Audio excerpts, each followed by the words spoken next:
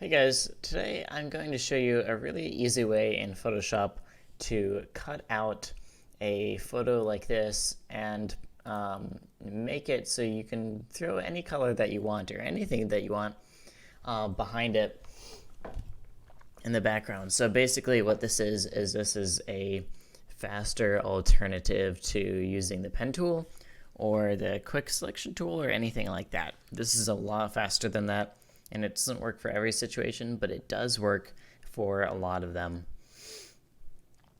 This is best for product photography, but it can be used for different situations too. So the most important thing is you'll actually need to set this up on set when you're shooting your photo. So these are my original photos. I have some photos where I have my light and it's bouncing and it's basically shooting right at my product here, my lightsaber. But one thing you'll need to do when you're finished shooting is you'll want to move your lights and get a photo that looks like this. So you take all the light off of your product, so it's a silhouette, and you put all the light on your background to make it white. And then when you're in Photoshop or Lightroom, you are going to crank up your highlights and your whites, and you're going to crush your blacks. You want it to look like this because we're going to use this as our luminance mask, our luminance matte, sort of. If you used After Effects, this is sort of like a Luma matte.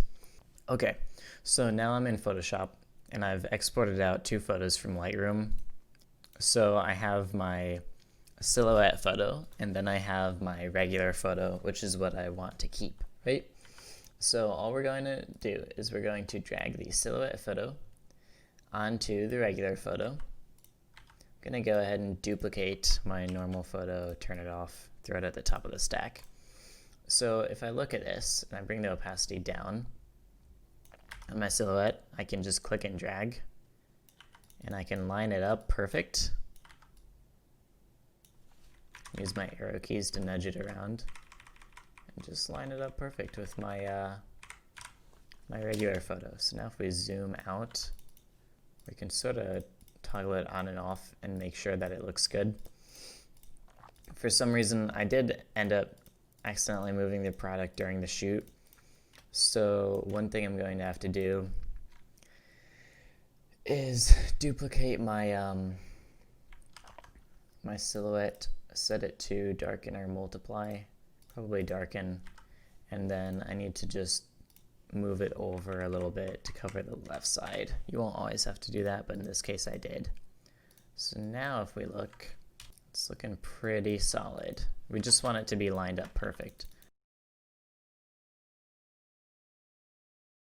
So this is where you'll want to take your time, and you might have to use like the lasso tool or something and sort of go around and make sure each section looks perfect. Like I might go in with the lasso tool and like, I don't know, for example,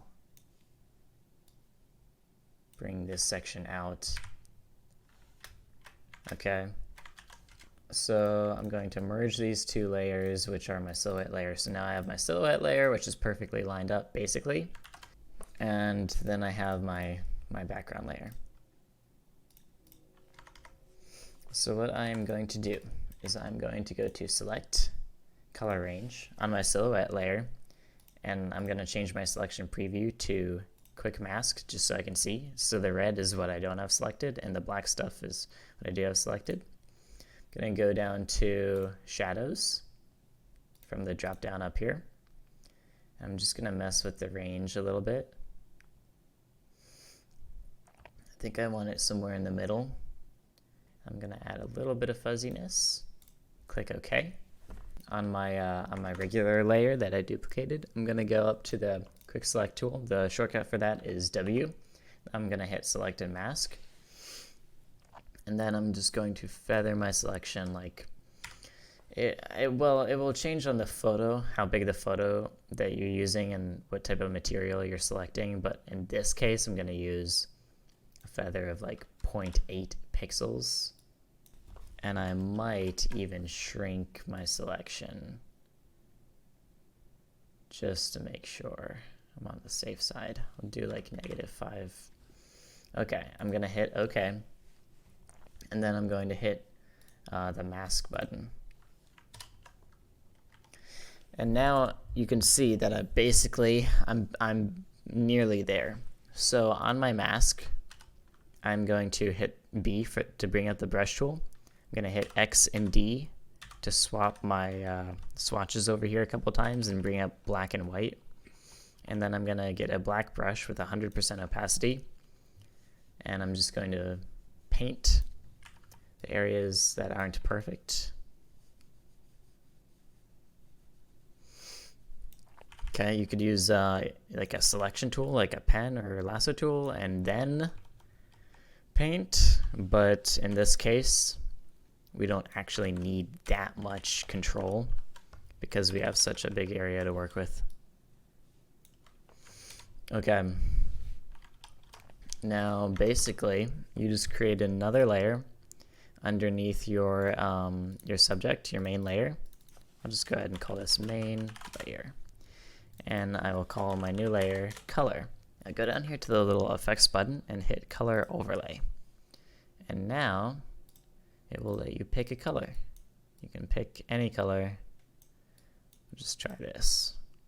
Hit OK. Oh, and you also have to fill your layer, so I just filled it with black real quick. And now I've got my color overlay, and I can change it very easily. I can go in here, double click color overlay. I can just change it to a different color if I want. If I change it to a color like this, lets me see the imperfections in my mask, and I can go back in and clean them up. So that's pretty handy. But let's say I just want my final product photo to look something like this. Well, I can do that, and it's very easy. So basically, we started out with this photo, and we ended up with this photo, and it was a very, very quick process, as opposed to going in with the pen tool and masking this all out.